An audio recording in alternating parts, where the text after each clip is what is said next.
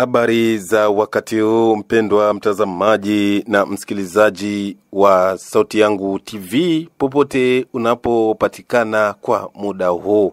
Mtazamaji, tunakutangazia matangazo haya kutoka mashariki mwa Jamhuri ya Kidemokrasi ya Kongo, hasa kwenye mkoa wa Kivu ya Kusini. Mtazamaji, kama bado kusubscribe kwenye channel yako hii, ni vizuri kuweza kufanya hivyo ili kuendelea kupata habari, matukio pamoja na vipindi ambavyo ni vya kuelimisha na kuhabarisha popote pale ambako ulipo.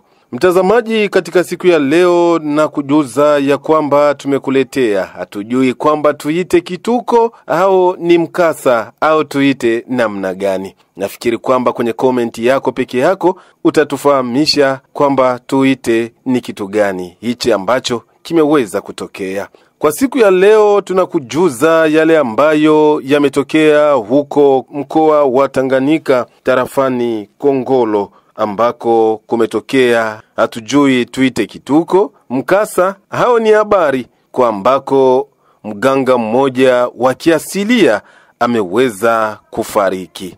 Wacha tukujuzia kwamba mambo hayo yametokea pale ambako mganga huyo ambaye alikuwa anajulikana kwa jina la Bade alikuwa akifanya kazi zake kwenye usultani wa Benanyembo kwenye kijiji cha Matata.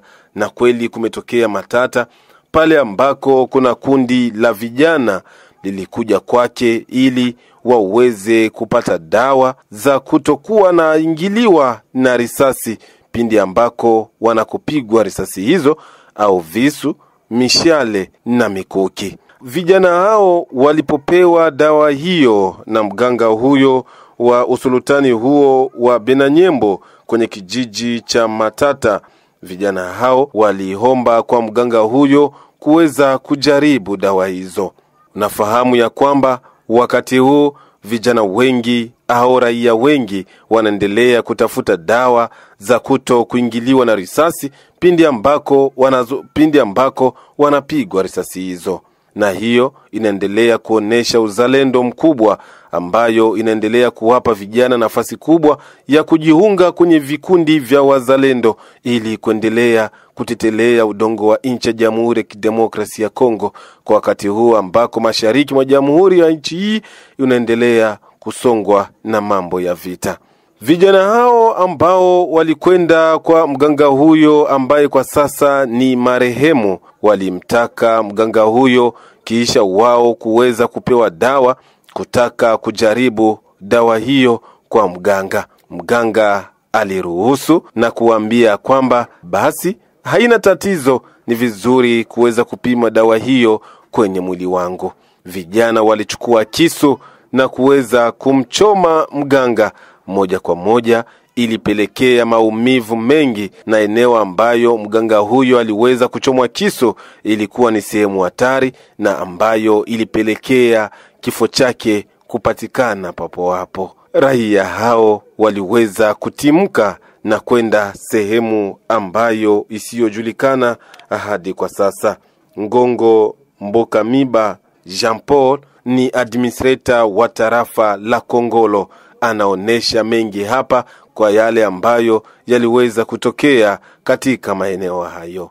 Kusheferi ya Benanyembo mujini Matata leo huko Moshi kuna manyumba iliungua. Tulipata habari ya chef de sheferi wa Benanyembo, alitujulisha ya kama muile mjini mulikuwa ndugu moja Bade, ni mzaliwa wa mjini Mweu Munyembo no. Alikuwa nafanya madawa yake ya mantibal, alikuwa nanawisha watoto wa vijana wa mjini Kizaba, na wakati alikuwa na wanawisha walipasha wapime kumwili wake kukupima kisu kumwili wake, ndugu alifariki. Kisha kufariki wa ndugu zake wa Mweo wakakuja kufanya matatizo sababu ya uchungu ya ndugu zao, na manyumba iliungua, mapiaji kapitikana. Baba journaliste, kwa kupitia hiyo mikrofoni yako naita population yote ya Kongolo tutokane na ile njia, hasa zaidi population yenye kuwa kumalimiti na Maniema, ambayo waliona mifano ya wamalaika wa pale na pale wa ngambo ya Maniema na kupenda kufuatilia ile mifano. Mimi sawa vile administrator nakataza ile mifano,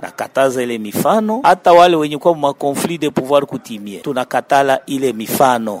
Mtazamaji, hiyo ni hali ambayo imetokea kwenye kijiji cha Kongolo siku ya Ijumaa pili ya tarehe 15 June 2025. Upande wako mpendwa mtazamaji na msikilizaji, je, ni vizuri wakati dawa hizo zinatolewa na waganga kuendelea kupima kwenye mihili ya waganga? Je, ni vizuri taratibu za kupima dawa hizo kwenye mihili ya waganga iweze kusitishwa? Upande wako hapo uliko unapokea namna gani kweli dawa hizo za kuto kuingiliwa na risasi, visu, mikuki na mishale? Je, ni dawa za kweli? Basi jibu lako tunalisubiria hapo chini kwenye komenti. Hiyo ndiyo hali ilivyotokea huko kwenye tarafa la Kongolo, usultani wa Bananyembo, kwenye kijiji cha Matata. Msikilizaji na mtazamaji, kupitia hapo hatuna la ziada. Tunasamini sana kwa kutufuata mwanzo hadi tamati. Tunakuomba mara tena usikosi kusambazia wengine ili na wao waweze kufaidika na mambo haya yaliyotokea huko kwenye tarafa la Kongolo. Tukutanane baadaye. Mimi ni mchumbe wa mkulima na Fatuma.